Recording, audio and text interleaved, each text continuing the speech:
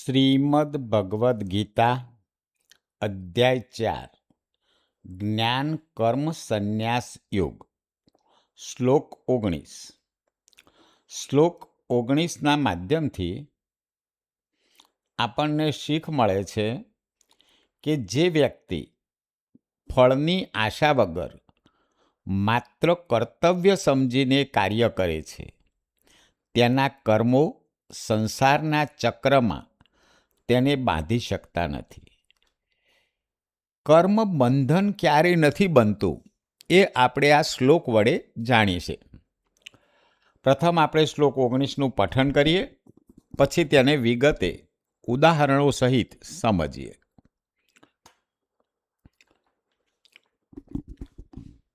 યસ્ય સર્વે સમારંભા કામ સંકલ્પવર્જિતઃ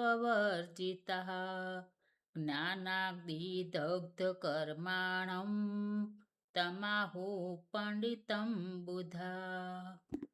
અર્થાત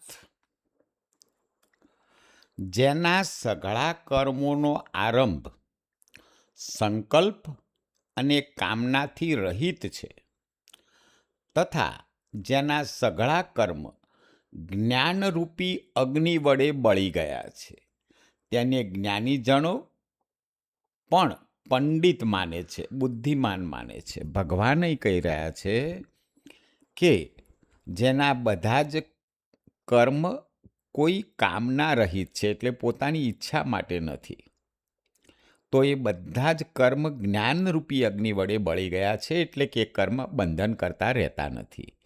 અને એવા વ્યક્તિઓ જ બુદ્ધિમાન છે, પંડિત છે.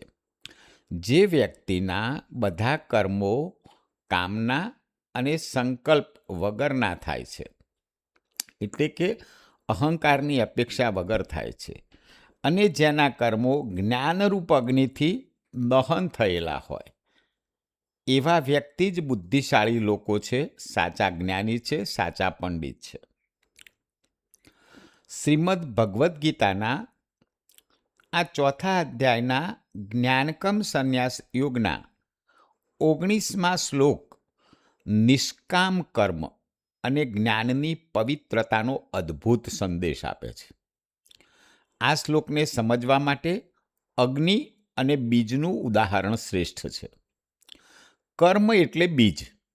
આપણે જે કંઈ કર્મ કરીએ છીએ તે એક બીજ સમાન છે, જે ભવિષ્યમાં ફળ આપે છે, એટલે સુખ કે દુઃખ આપે છે. આપણે બીજ વાવીએ છીએ તો એનું ફળ મળવાનું નિશ્ચિત છે. પરંતુ જ્ઞાન એટલે કે અગ્નિ.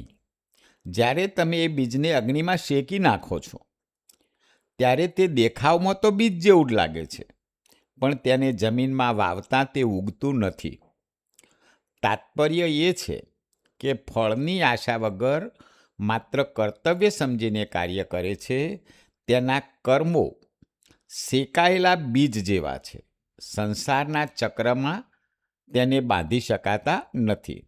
એટલે જ્ઞાનરૂપી અગ્નિ દ્વારા કર્મરૂપી બીજને શેકવામાં આવે તો એ બંધન કરતા રહેતું નથી. જ્ઞાન અગ્નિનો અર્થ છે જ્ઞાન એટલે હું આત્મા છું, કર્મનો કરતા નથી. આ જ્ઞાન કાયમ રાખવાનું છે કે હું કરતા નથી, હું તો આત્મા છું. જ્યારે આ સમજ પાકી થાય ત્યારે બધા કર્મોનું બંધન બળી જાય છે. જેમ આગ લાકડાને બાળી નાખે છે, તેમ જ્ઞાન એ કર્મના બંધનને બાળી નાખે છે. એક ઉદાહરણ આપણે સમજીએ. નિષ્કામ શિક્ષક. એક શિક્ષક હતા. દરરોજ બાળકોને પોતાના કર્તવ્યના ભાગરૂપે ભણાવતા. પણ એની એક ખાસિયત હતી કે એનો પગાર સમયસર મળે કે ના મળે, એના કોઈ વખાણ કરે કે ના કરે, પોતાની પ્રસિદ્ધિ થાય કે ના થાય, એની કોઈ ચિંતા કરતા નહોતા. સમર્પણની ભાવનાથી એ બાળકોને ભણાવતા હતા. એક વખતે શિક્ષકના મિત્રને શિક્ષકને પૂછ્યું કે તમે આટલી મહેનત શા માટે કરો છો? ત્યારે એને કહ્યું કે હું મારું કર્મ કરું છું, હું કર્મ કરવાનું સાધન માત્ર છું. શિક્ષકના કર્મોમાં કોઈ લોભ કે ઈચ્છા નહોતી, કોઈ અહંકાર નહોતો અને એટલે તેના કર્મો જ્ઞાન અગ્નિથી દહન થયેલા, એટલે કે જ્ઞાન અગ્નિથી બળેલા હતા અને તેથી જ તે સાચા અર્થમાં જ્ઞાની છે કે પંડિત છે, જે પોતે નિસ્વાર્થ ભાવે કોઈ પણ કાર્ય કરે છે, અહંકાર વગર કાર્ય કરે છે, પ્રશંસાની અપેક્ષા વગર કાર્ય કરે છે, તો એવા કર્મો બંધન કરતા નથી.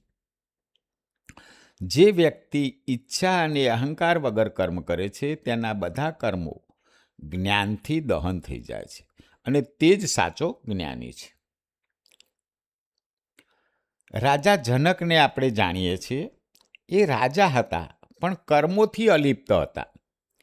રાજા જનક એ વિદેહી કહેવાતા. એમને કોઈ કર્મ બંધન કરતા નહોતા, કારણ કે તેઓ રાજપાટ ભોગવતા હોવા છતાં અંદરથી સાધુ હતા.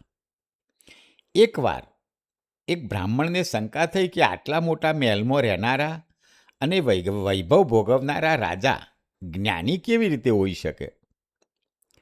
રાજા જનક તેની શંકા સમજી ગયા. તેને બ્રાહ્મણને મહેલમાં ભોજન માટે આમંત્રણ આપ્યું, પણ એક શરત રાખી હતી કે બ્રાહ્મણના માથા પર તેલથી ભરેલો છલોછલ વાટકો મૂકવામાં આવશે અને એને ભોજન લેતા લેતા વાટકામાંથી તેલનું એક ટીપું પણ નીચે ન પડે એનું ધ્યાન રાખવાનું છે, અને જો એક ટીપું પણ નીચે પડ્યું તો રાજાના સૈનિકો એનું માથું દળથી જુદું કરી દેશે. મિત્રો, અહીં પેલા બ્રાહ્મણને સતત ધ્યાન તેલના વાટકામાં હતું, ભોજનમાં નહોતું. બ્રાહ્મણે ડરતા ડરતા ભોજન કર્યું. ભોજન પૂરું થયા પછી રાજાએ પૂછ્યું, તમને ભોજન કેવું લાગ્યું? મહેલની સજાવટ અને સંગીત ગમ્યું કે નહીં? બ્રાહ્મણે કહ્યું, મહારાજ, મારું ધ્યાન તો માત્ર તેલના વાટકા પર હતું, મને બીજું કંઈ દેખાયું નહીં. એમ કોઈ પણ વ્યક્તિ કર્મ કરે છે તો એનું ધ્યાન માત્ર ઈશ્વરમાં હોવું જોઈએ, તો બીજા કોઈ કર્મ એને બાંધતા નથી. રાજા જનકને સમજાવ્યું કે જેમ તારું ધ્યાન માત્ર તેલ પર હતું, એમ મારું ધ્યાન માત્ર ઈશ્વર પર ને કર્તવ્ય પર છે. રાજપાટ ભોગવવામાં મને સહેજ પણ રસ નથી. હું રાજ ભોગવું છું પણ મારું મન તેમાં નથી. રાજા જનકનું આ કાર્ય કામ સંકલ્પ વર્જિત હતું અને તેમના કર્મો જ્ઞાનની અગ્નિમાં બળી ગયા હતા. મિત્રો, આ શ્લોક પરથી નિષ્કર્ષ નીકળે છે. શ્લોક આપણને શીખવે છે કે કર્મ છોડવાની જરૂર નથી, સાધુ થઈને જંગલમાં જતું રહેવાની જરૂર નથી, પણ કર્મના ફળની આસક્તિ છોડવાની જરૂર છે. જ્યારે તમે હું કરું છું એ અહંકાર છોડીને ઈશ્વરને અર્પણ કરીને એ ભાવે કાર્ય કરો છો, ત્યારે તમે સાચા પંડિત બનો છો. જય શ્રી કૃષ્ણ. મિત્રો, આ જ પ્રકારના વિડીયો જોવા માટે spiritual motivation by Haresh Joshi subscribe કરો. જય શ્રી કૃષ્ણ.